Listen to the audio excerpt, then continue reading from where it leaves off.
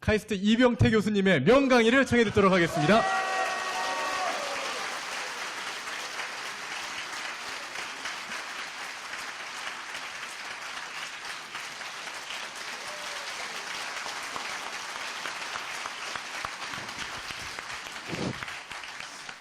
예, 안녕하십니까. 카이스트의 경영대학의 이병태 교수입니다. 제가 2016년인가요, 우연히 그 정규제 TV에 출연을 하게 돼서 경제 관련된 출연을 한 100회 이상 했던 것 같습니다. 훌륭한 플랫폼에 올라탄 탓에 제가 상당히 유명해졌습니다. 제가 지난주에도 부산을 갔었는데 오늘 여기 왔을 때도 저하고 같이 인증사진을 찍겠다는 분들이 상당히 많으셨고, 일부는 뭐 사인도 해달라고 그러시고요.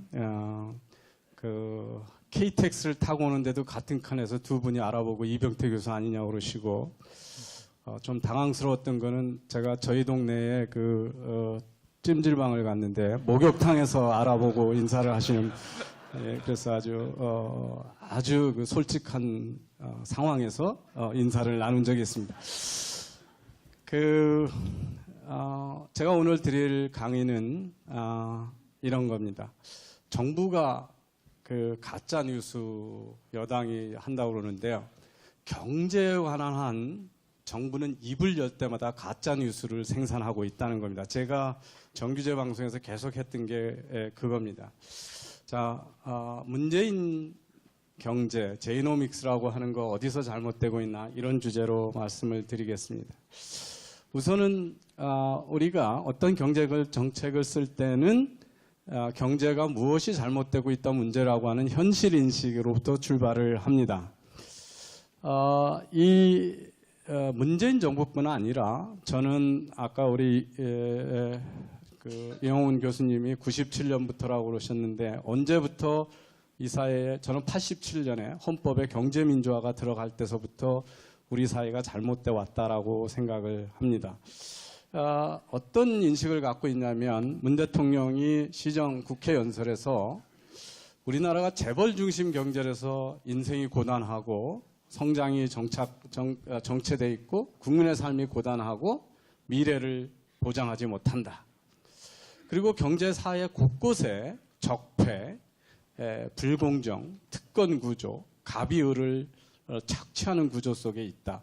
그래서 우리 사회는 재벌 때문에 잘못돼 있고 시장은 교정의 대상이라고 하는 것이 이 정부의 기본적인 시각입니다. 그분을 잘못된 생각에 옆에서 더 훌륭하게 그 박수를 치고 계신 분들이 몇 분 있죠.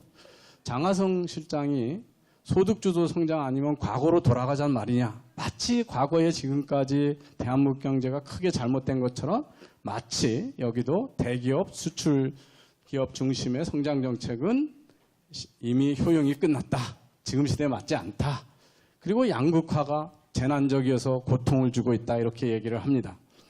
그리고 경제 과실이 중소기업 가게로 가지 않고 대기업들은 자본가들한테 의해서 독점되고 있다. 역시 시장이 왜곡되어 있다는 것이 기본 인식입니다. 홍장표 수석도 똑같은 이야기를 합니다. 낙수 효과가 충분치 않다. 이런 것들이, 그래서 소득 분배가 잘못되고 있다. 정부가 분배를 강화해야 된다. 이런 것들이 기본 인식입니다. 자, 첫 번째, 이들이 주장하는 재난적 양극화는 도대체 어디에 있는 근거냐. 경제학자들이 그 소득 분포를 재는 지수로는 가장 보편적으로 알려지고 있는 것이 지니계수입니다. 그런데 위키피디아에다가 OECD 국가의 지니계수를 딱 치면 이 표 두 개가 나옵니다. 하나는 월급을 받는 데서 소득이 얼마나 격차가 있냐는 거고, 정부가 세금으로 뺏어서 가난한 사람한테 넘겨주고 나서 가처분 소득에서 얼마나 격차가 있냐를 보면 2010년부터 나라마다 경제에 따라서 그게 왔다 갔다 하겠죠. 그래서 2000년부터 2017년까지 데이터를 쭉 해보면 우리나라는 OECD 국가 중에서 시소득의 진위계수가 두 번째로 작은 나라입니다. 즉 빈부격차가 국가에서 시장에서 두 번째로 적은 나라입니다. 정부가 띄워주고 시장 소득을 받고 OECD 국가 중에서 중간에 해당합니다. 그런데 그리고 최근에 다보스 포럼에서 나온 보고서에서 이 각 나라의 진위 계수를 보여주는 겁니다. 우리나라가 저쪽에서 네 번째 있습니다. 독일, 프랑스, 일본, 한국입니다. 그리고 근한 10년 사이에 우리나라는 프랑스가 1.9만큼 진위 계수가 늘어난 반면에 우리는 0.1밖에 변화가 없습니다. 그런데 크게 진위 계수가 줄어든 나라들 뒤쪽을 좀 줄여주시겠어요? 보시면 줄어든 나라가 어떤 나라냐 하면요. 보시면 브라질, 아르헨티나, 터키입니다. 이 나라가 어떤 나라죠? 망해서 IMF 구제금융을 8번 신청하는 나라들입니다. 이 나라가 소득 격차가 줄은 거로 나타납니다. 진위 계수 줄어든 거로 나타납니다. 자, 또 하나의 입을 열면 하는 거짓말이 있습니다. 과거 보수 정권의 친기업 신자유주의가 소득 격차를 확대하고 양극화를 시켰다는 겁니다. 우리나라의 진위 계수의 변화 그래프입니다. 이 그래프는 KDI 스쿨의 유니스 교수님이 그리신 건데요. 보시면 92년서부터 올라가기 시작했습니다. YS 정권이죠. DJ 정권 올라갔습니다. 노무현 정권 올라갔습니다. 그런데 MB 정권하고 박근혜 정부에서 내려갔습니다. 이게 보수 정권하고 무슨 상관이 있습니까? 입만 열면 거짓말을 합니다. 양극화가 진행되고 있다고요? 지금 2014년부터 17년 사이에 상위 10%가 가져가는 시장소득하고 하위 10%가 가져가는 소득을 보면 상위 10%의 비중은 줄어들고 하위 10%의 비중은 늘어났습니다. 시장소득에서 격차가 줄어들고 있습니다. 이거는 시장이 아니라 가계에 가처분 소득을 해서 최하위 20%가 최상위 20%가 5분위 소득에서 최하위 20%보다 몇 배가 되는가 보시면 증가하다가 역시 이명박 정부서부터 내려가기 시작하다가 최근에 이걸 올려가지고 양극화를 확대시킨 것은 문재인 정권입니다. 그래서 그 소득으로 봐도 그렇고요. 그러면 가계의 자산이 어떻게 되느냐? 2010년부터 17년 사이에 2010년에 비해서 지금 순자산, 가계 순자산이 1분위부터 5분위 어떻게 변했는 걸 보시면 다 1보다 위니까 2010년보다 17년에 자산이 늘어나 있습니다. 근데 제일 많이 늘어난 거는 5분위가 아니고 3분위입니다. 중상층의 자산이 가장 빨리 올라갔고 최상위층하고 최하위층이 좀 덜 올라가 있습니다. 이것도 자산으로 봐도 양극화가 진행되고 있다는 것은 거짓말입니다. 통계도 우리나라가 하는 사실은 없습니다. 소득 격차는 전 세계에서 분포가 아주 적은 나라에 속합니다. 대기업이 다 가져가서 잘못하고 있다고 그럽니다. 그러면서 장하성 실장이 청년들한테 한 거짓말이 있습니다. 청년들한테 왜 분노하여야 하는가라는 책을 써가지고 숱한 강연을 다녔습니다. 대기업이 벌어들인 돈을 노동자한테 주지 않고 기업하고 자산가들이 다 가져가고 있기 때문에 우리나라가 기울어진 운동장이라고 하는 겁니다. 그러면서 들여댄 통계가 기업이 생산한 총 부가가치 중에 임금 부분이 몇 %가 되느냐. 이걸 우리가 노동 또는 임금 소득의 배분율이라고 합니다. 이게 줄고 있으니까 벌어들인 것 중에 그 노동자가 가져가는 부분이 줄고 있기 때문에 대기업이 많이 가져가고 있기 때문에 소득이 잘못됐다 이렇게 했습니다. 그런데 이게 지금 ILO 노동자들 편을 들고 있는 ILO에서 보고서에 보면 G10 국가에다가 스페인 21개국을 보면 지금 1970년서부터 2014년 사이에서 다 노동소득 배분율이 줄고 있습니다. 모든 나라가. 그러면 우리나라가 기울어진 운동장이면 전 세계 선진국이 다 기울어진 운동장이고 전 세계 기업들은 다 착취를 하고 있고 배분을 하고 있지 않는 거죠. 근데 이거는 경영학을 공부하고 경제학을 공부했던 사람이라면 할 수 없는 거짓말입니다. 이건 도저히 상식이 통하지 않습니다. 자, 문정부가 좋아하는 좋은 나라는 어떠냐면 임금소득 배분율이 늘어나고 소득 격차가 줄어든 나라입니다. 이 세로축은 소득 격차고 가로축은 임금소득 배분율입니다.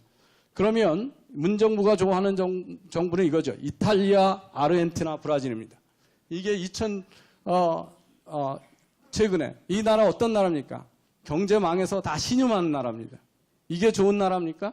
거꾸로 반대쪽으로 가면 호주, 독일, 중국, 일본, 미국, 한국 이 나라가 경제가 잘 되는 나라들입니다. 지금까지 최근 그랬습니다. 그래서 이 인식 자체가 얼마나 잘못되어 있는 통계를 기반으로 하고 있는가를 볼 수 있습니다. 장하성 실장은 소득주도 성장 포기 못한다 그러면서 이런 또 사기적인 발언을 합니다.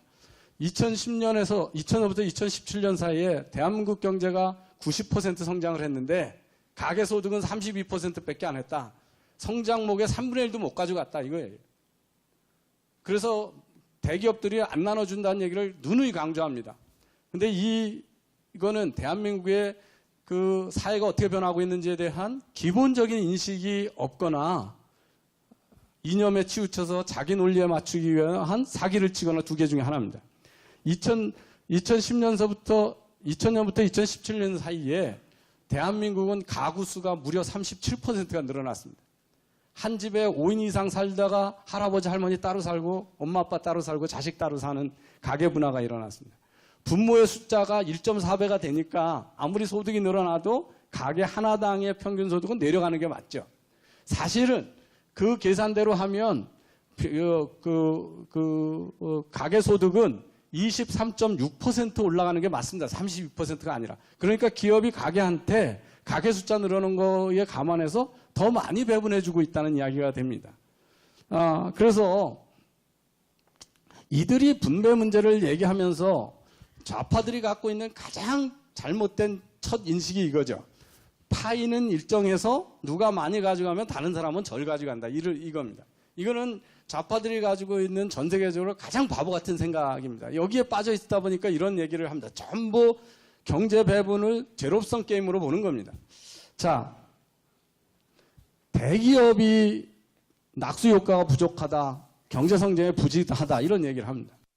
어느 나라도 대기업 한두 개 보고 나라 경제를 다 책임지고 나라의 일자리를 다 책임지라는 그런 사회는 없습니다. 기업은 일자리를 만들기 위해서 사업하는 거 아닙니다. 돈을 벌기 위해서 사업하는데 그것 때문에 일자리가 생길 뿐입니다.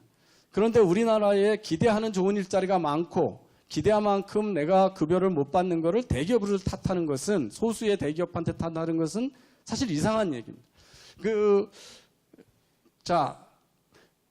우리 임금 격차를 이 진보 진영에서 맨날 들이미는 게 이겁니다. 대기업의 정규직은 100을 받는데 중소기업의 비정규직은 37을 받는다. 어마어마한 차별을 받고 있다 이겁니다.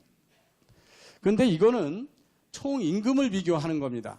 대기업의 정규직은 일주일에 60시간을 일하는 반면에 중소기업의 비정규직은 10시간 일하는 사람도 있고 2시간 일하는 사람도 있습니다. 이게 시간당 임률이 아닙니다. 왜 파트타임으로 일을 하면 소득이 적을 수밖에 없는 거죠. 이걸 다 뭉뚱그려서 그렇습니다. 대기업의 정규직은 아주 우수한 인재들이 간 반면에 중소기업에 종사하시는 분들은 교육 수준이 낮고 상당히 다른 사람들이 일을 합니다. 그런 거를 다 하면 우리나라의 차별이 그렇게 크면 우리나라가 정규직의 그 임금이 비정규직의 임금이 정규직의 64.8%로 돼 있습니다. 일본은 56.8%입니다. 그럼 일본이 훨씬 더 착취하는 경제라고 얘기하겠죠. 그런데 툭하면 일본 보고 대기업도 없고 강성노조도 없다고 일본 따라 배워야 된다고 그러잖아요. 그리고 여기서 교육 수준, 일하는 시간, 자격증 이런 걸 다 남녀 이런 걸 구분하고 나면 노동경제학 학자들이 봤을 때 여기 2010년 보고서에 의하면 비정규직이기 때문에 덜 받는 급여는 전체 급여에 아무리 많이 봐도 4.4%밖에 안 된다는 겁니다. 비슷한 게 바로 KD 한국경제연구원에서 본 것도 여기도 6.3% 정도 낮다. 다른 요소가. 그래서 이게 마치 우리나라 시장이 왜곡되어 있어서 격차가 심한 것처럼 얘기를 합니다. 자, 그 다음에 이 소득주도 성장론을 한 배경은 뭐냐 하면 대기업이 하청기업한테 돈을 잘 안 주고 하청기업에서 저소득층들이 급여가 적어서 소비를 못하기 때문에 소득이 부진하다고 주장을 합니다. 그래서 소득주도 성장론을 계속해야 된다고 하는 주장입니다. 사실은 그럴까요? 우리나라의 지금 최대 문제는 보시면 기업하고 개인이 벌어들인 돈 중에 가처분 소득 중에 몇 퍼센트를 소비에 쓰느냐를 보시면 놀랍게도 2011년서부터 급격히 소비를 안 하고 있습니다.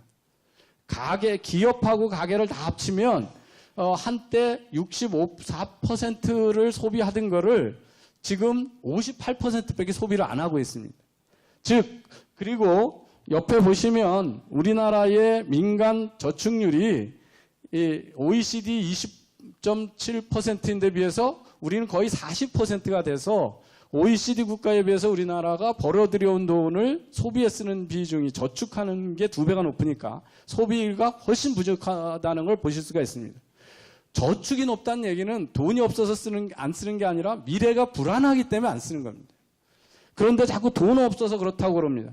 자, 우리나라의 가계의 소비를 가처분 소득국의 지금 소비를 보면 78%에서 68%로 무려 10%를 지난 7, 8년 사이에 소비를 줄여왔습니다.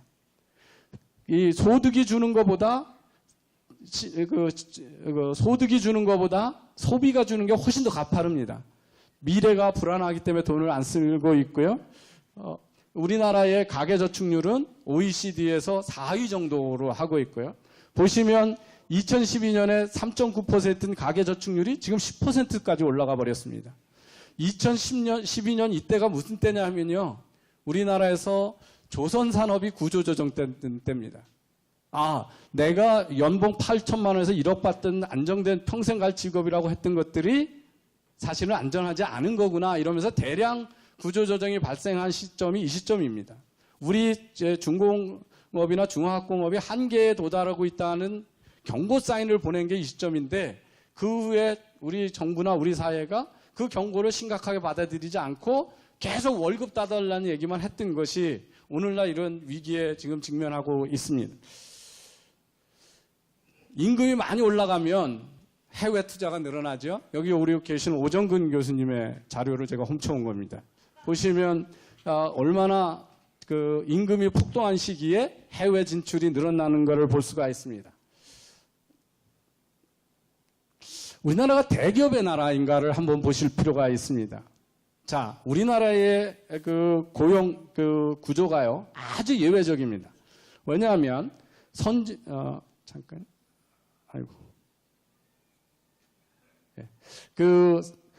이 저소득 국가는 영세 기업의 종사자가 많고 대기업의 종사자가 적습니다. 나라가 산업이 고도하면 영세업에 종사하는 사람이 적고 대기업의 종사자가 많아야 됩니다. 그런데 우리나라는 어떻게 된 게 고소득 국가면서 고용 구조는 지금 저임금 국가하고 같습니다. 영세업의 고용이 대부분이고 대기업의 고용이 적습니다. 우리나라의 자영업자, 9인 이하의 영세업자의 기업 분포 숫자는요, 전 세계에서 가장 높습니다. 1000명당 51개 이상의 영세업을 가지고 있는 나라입니다. 그러니까 20명 중에 한 분은 사장님인 나라입니다. 이런 나라들은 사실은 동남아하고 중미, 그리고 고통을 겪고 있는 유럽의 남부, 그리스, 스페인, 이탈리아가 이런 구조를 가지고 있습니다. 우리나라가 그런 아주 취약한 구조를 갖고 있습니다. 전체 기업 중에 아무도 고용을 가지 않은 1인 자영업자가 전체 기업의 80%나 될 정도로 자영업이 많은 나라입니다. 자, 우리나라가 기업의 규모가 어떠냐면요. 우리나라 기업 개수가 300만 개 정도 됩니다. 그 300만 개인데 일본의 기업 개수하고 거의 같습니다. 근데 일본은 GDP가 우리의 3배입니다. 그러니까 기업 하나의 규모가 우리나라가 3분의 1로 적다는 거죠. 그리고 미국의 기업의 규모에 비하면 거의 7분의 1입니다. 그러니까 우리는 영세기업이 너무 많고 중소기업이 너무 많은 나라입니다. 대기업의 중심의 나라가 아니라 이미 영세 중소기업의 나라입니다. 그러다 보니까 어떤 일이 발생하냐면 이게 지금 OECD 국가 중에 이 주황색이 250인 이상이 되는 큰 사업장에서 고용이 얼마나 일어나고 있냐 보면 우리나라하고 이게 그리스입니다. 요 두 나라만 10%대고 다른 나라는 이만큼이 다 대기업에 종사하는 사람들입니다. 그러니까 우리나라가 극도로 대기업의 고용 비중이 낮은데요. 특히 여기서 보시면 제조업은 그래도 한 20%가 되는데 서비스업은 10%도 안 되는, 서비스업이 워낙 영세한 나라입니다. 자, 그래서 우리나라가 재벌이 독점을 해서 세상을 지배한 나라냐, 아니면 정부가 자영업, 영세업을 보호 정책을 잘못 써가지고 생긴 문제의 나라냐를 심각하게 따져봐야 된다. 저는 우리나라가 영세기업하고 중소기업이 대규모 기업화하도록 자금 시장에 의한 구조조정을 못하고 정부가 자꾸 보조금 주고 연명시켜서 좀비기업을 존속시킨 것이 오늘날 문제를 악화시켰다고 보고 있습니다. 자, 대기업이 적고 중소기업이 많은 나라가 좋은 나라냐? 우리 존경하는 좌승희 교수님이 이게 한 나라의 기업이 축적한 자산의 양하고 거기에 국민소득을 보시면 기업의 자산의 규모가 큰 나라가 잘 사는 나라인 걸 볼 수가 있습니다. 큰 기업이 많은 나라가 잘 사는 나라라고 하는 게 명백합니다. 그리고 큰 기업이 많아서 자산 규모가 큰 나라가 그 나라의 빈부격차, 진위 개수도 낮습니다. 그러니까 대기업이 많으면 빈부격차의 소득 분배도 향상이 됩니다. 그래서 대기업 때문에 소득이 왜곡되고 있다는 것은 통계나 경제 이론에 맞지 않습니다. 자, 우리나라가 삼성이 GDP의 25% 매출을 넘어간다. 큰일 난 것처럼 문재인 대통령이 여러 번 얘기했습니다. 4대 재벌을 집중 관리해야 되겠다. 룩셈부르크는 아셀로미탈이라고 하는 한 제철 회사가, 철강 회사가 국민 전체 소득의 160%의 매출액을 일으킵니다. 우리가 부러워하는 네덜란드의 로얄 더치셀은 국민 GDP의 56%에 해당하는 매출액을 일으킵니다. 우리가 부러워하는 또 다른 나라 있죠. 스위스. 글렌코어가 전체 GDP의 30%를 한 회사가 일으킵니다. 우리가 부러워하는 수많은 나라도 압도적으로 큰 대기업이 지배하는 나라들 많습니다. 이거하고 나라가 경제가 잘못되는 거 아무 상관이 없습니다. 이런 기업이 많은 나라가 좋은 기업입니다. 좋은 나라입니다. 노키아가 잘 나갈 때 핀란드의 매출 전체 GDP의 25% 이상을 노키아 매출이 일으켰습니다. 노키아 망하고 나서 핀란드 엄청 어렵습니다. 자, 최근에 맥킨지라고 하는 글로벌 컨설팅 회사가요, 제발 잘 나가는 나라에서 보고 배우자, 경제정책을. 그러면서 과거 50년 동안 끊임없이 3.5% 이상의 성장을 지속한 7개의 초월적 성과를 낸 기업 나라를 꼽았습니다. 그 나라가 한 걸 보고 다른 나라 배워라, 이런 보고서입니다. 나온 지 3년 됐습니다. 따끈따끈한 보고서인데요. 그 7개 중에 한 나라가 대한민국입니다.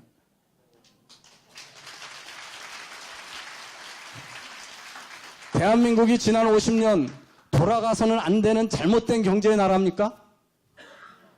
이게 얼마나 정신없는 소린지를 보시면 됩니다. 여기서 또 하나의 지표가 있습니다. 그 나라의 GDP가 올라가는데 최고 소득이 높은 나라하고 우리나라처럼 7나라, 고성장하는 나라하고 성장을 못한 나라를 구분하면 당연히 이제 매출액, 기업의 매출액 차이가 확이 나죠. 그런데 이 짙은 색깔이 그 나라 매출액 중에 초대형 대기업이 일으키는 매출액입니다. 초대형 대기업의 매출 비중이 높은 나라가 소득이 높은 나라라는 걸 아실 수가 있죠. 예. 그래서 대기업이 나쁜 것처럼 합니다. 자, 대한민국의 재벌들은 망하지 않고 계속 하고 있냐? 그렇습니까? 쌍용그룹 어디가 있고 대우그룹 어디가 있죠? 혜태저가는 어디 있고 진로수주는 지금 어디 있습니까? 자, 몇 년 전만 해도 10대 재벌에 들었던 STX 조선은 지금 어디 있습니까? 현대중공업이 3, 4위 하던데 지금 조선업 떨어지니까 10대 재벌 중에서 저 아래로 떨어지고 있죠. 몇 년 전에 중공업 잘했다고 두산그룹 높았는데 지금 급전직하하고 있죠. 그렇지만 하이닉스 반도체 인수한 SK텔레콤이 곧 LG를 초월합니다. 자, 기업이 10년 전에 탑 10% G를 노리다가 지금 탑 10%를 누리고 있는 비중이 얼마 되냐? 선진국에서는 대기업의 62%가 그 자리를 그냥 유지하고 있습니다. 대한민국은요, 43%만이 10년 전에 탑 10에 G에 있던 회사가 지금 탑 10의 G를 유지하고 있습니다. 영생해먹는 대기업입니까? 아닙니다. 우리나라가 대기업이 고용을 못 일으킨다. 왜 못 일으킵니까? OECD 국가 중에서 34개국 중에서요. 우리나라 제조업 대기업들은 세계에서 4번째로 고용을 많이 일으킵니다. 서비스업은 34개국 중에 33위입니다. 건설업은 14위입니다. 어디서 고용이 안 일어납니까? 서비스업입니다. 서비스업에서 왜 고용이 안 일어납니까? 병원은 비영리여야 되고 의사들을 위해서 원격 진료하면 안 되고 요새 사립 유치원 보세요. 다 비영리라고 그럽니다. 자영업인데 비영리가 어디 있습니까 세상에. 병원이 비영리입니까? 의원이 비영리입니까? 그럼 왜 성형외과 광고를 그렇게 많이 하죠? 비영리일 수 없는 걸 비영리라고 만들어 놓으니까 자꾸 부정인 것처럼 보이는 겁니다. 그러니까 대규모 기업화가 안 되고 일자리가 못 만들어진 겁니다. 금융회사다운 금융회사 있습니까? 국토부 장관이 대출 조건을 결정하는 나라입니다. 금융위원장이 카드 수수료를 결정하는 나라예요. 그게 무슨 금융입니까? 그 금융회사 CEO는 왜 있고 대출 심사역은 왜 듭니까? 인공지능에 왜 투자합니까? 빅데이터에 왜 투자합니까? 돈이 있었고 재산이 있어도 융자 못 받는 금융을 그러니까 금융을 사업답게 못하니까 인원이 안 늘어나는 겁니다. 대학 저 전부 국공립 유치원한다고 그랬죠. 제가 핀란드 갔더니 핀란드가 학교에다 오래 안 붙들어 놓고 숙제 많이 안 주는데도 성적은 되게 좋은 나라입니다. 핀란드의 앵그리버드를 만든 창업자가 핀란드 교육 시스템을 갖다가 중국에다 지금 수출하고 있어요. 유아교육. 몬테소리라고 들어보셨습니까? 예, 그거 중국에다 수출하고 있습니다. 그거 다 영리기업입니다. 그래서 그렇습니다. 자, 대기업이요. 중소기업한테 빈자리 넣어주면 중소기업이 커질 것 같습니까? 여러분, 시계는요. 비싼 시계는 스위스가 다 팔았어요. 한국이나 일본이 백날 애를 써도 스위스 같은 명품 시계 못 만듭니다. 그런데 카시오는 새로운 시계를 만들었어요. 시장을 개척합니다. 전자시계를 처음 만들었죠. 최근에 시계를 누가 많이 팝니까? 애플하고 삼성전자가 많이 팔아요. 이건 같은 시계 아닙니다. 스마트 시계입니다. 즉 대기업이 있어서가 아니라 늘 혁신이 새로운 시장을 만드는 거지 빈자리가 있어서 만들어지지 않습니다. 우리나라가 그런 혁신 기업이 되게 적습니다. 왜? 기업들 오래 못 가지고 있게 만들거든요. 500억 이상 되면 아버님 돌아가시면 65% 상속세 내셔야 돼요. 그러면 기업 경영권 유지 안 됩니다. 그렇게 되면 어떻게 됩니까? 그거 유지하려면 일감 몰아주기 하거나 편법 써야 됩니다. 우리나라 대기업들이 부도덕해서 그런 일을 하는 게 아니라 상속세가 약탈적이기 때문에 그런 짓을 하는 겁니다. 자, 임금이 이렇게 올라가는데 이거 오정훈 교수님 자료인데요. 그 결과가 뭐냐? 임금이 생산성보다 많이 올라가니까 전 세계에서 우리나라가 로봇 도입률이 1위입니다. 해외 진출 1위죠. 자, 이게 지난 10년간 일본이 임금이 단위 생산 임금이 내려갔는데 한국이 올라간 겁니다. 왜 현대자동차가 도요자동차한테 지금 망하고 있나요? 생산성 향상보다 임금 상상이 높았기 때문에 단위 인건비가 올라가서 그렇습니다. 이건 냉혹한 현실입니다. 재벌 중심 경제했다고요? 여기 국회의원님들 계시고 그랬지만 86년서부터 재벌 옥죄는 제도를 이렇게 많이 만들었습니다. 달라진 거 있습니까? 경영 잘 못하게만 붙들어 맸죠. 언제 우리나라가 친재벌 경제정책을 썼죠? 자, 우리나라 R&D 투자 많이 합니다. 근데 R&D 투자 누가 하냐? 삼성전자하고 현대차만 합니다. 제조업에서만 일어나고 서비스 비중은 5%도 안 됩니다. 근데 제조업의 우리나라 고용 비중은 20%고 서비스업이 80%입니다. 그 서비스업이 영세이니까 대졸자들이 갈 좋은 일자리가 없습니다. 거기를 못 가게 하는 이념적인 규제가 뭐냐? 병원 비영리와 그 금산 분리, 은산 분리 이런 시대착오적인 규제입니다. 자, 대기업이 많아야 커지는데 보시면 점점점 이 하늘색이 최근에 전 세계를 지배하는 기업들의 자산 규모고 짙은 색이 2009년입니다. 기업 규모가 점점 커집니다. 왜 그러냐 하면 큰 기업만이 살아남습니다. 우버가 곧 상장한다고 그러는데 150조 정도의 자산 가치를 목표로 IPO를 합니다. 지금 현재 평가액이 85조입니다. 85조의 기업이 만들어지는 동안에 벤처 캐피탈 회사들이 25조의 투자금을 걷다 집어넣습니다. 25조가 있으니까 전 세계 시장을 동시에 장악하는 기업이 됩니다. 구글이 지주회사 알파벳을 만들었습니다. 왜 알파벳이라고 이름 붙였냐면 사업을 A부터 Z까지 아무거나 다 하겠다는 뜻입니다. 그래서 하는 짓이 뭐냐면요. 지난 5년 동안 250개의 기업을 인수합병했습니다. 일주일에 한 개씩 새로운 기업을 인수하는 기업입니다. 돈 없으면 될까요? 안 되죠. 예. 무엇이 문제인가?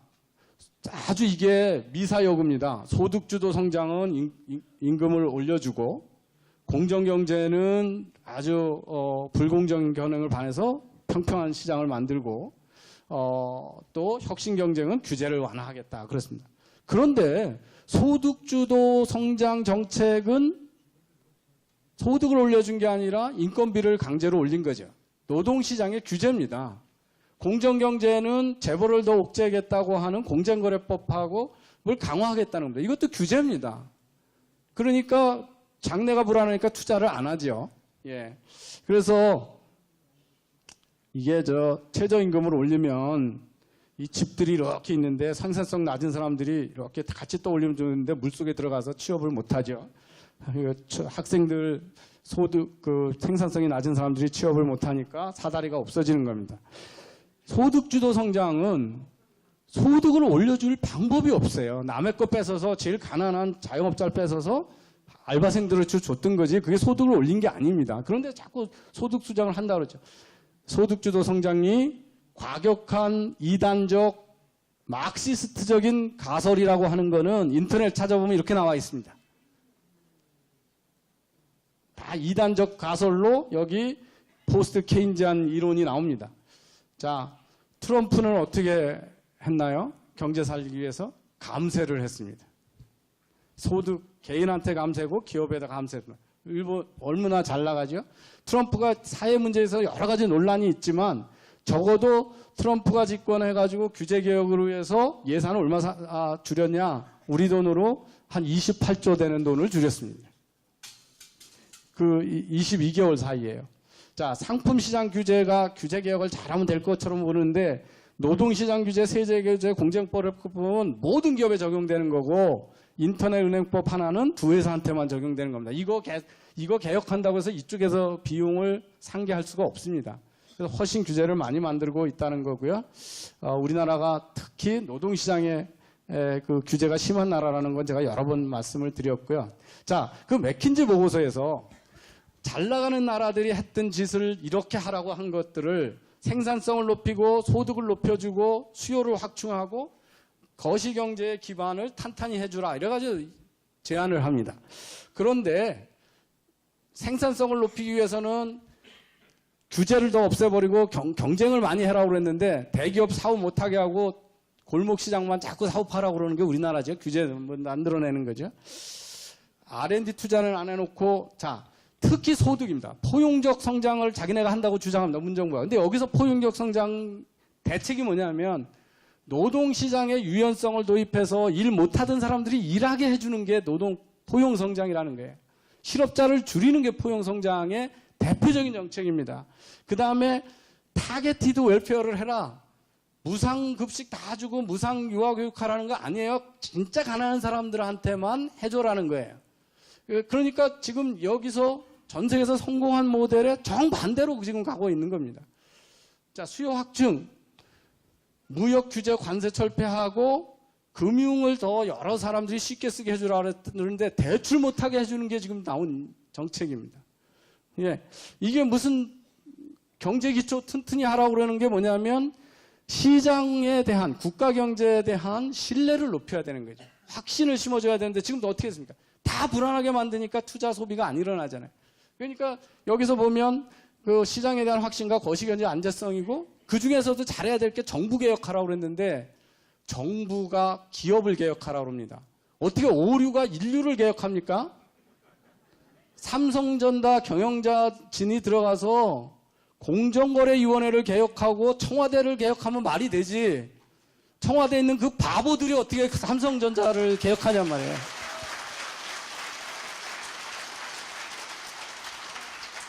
결론은 이겁니다. OECD, 월드뱅크, IMF, 맥킨지 컨설팅 보고서가 얘기해서 경제를 살리려면 이렇게 하라는 거에 정반대로만 갔어요. 정반대로. 그러고 경제가 제대로 돌아가길 바라면 열심히 뛰면 공중부양이 된다는 얘기하고 똑같습니다. 결론은 청개구리 정권이다. 예, 이거는 부모가 죽어야 정신을 차립니다. 아, 감사합니다.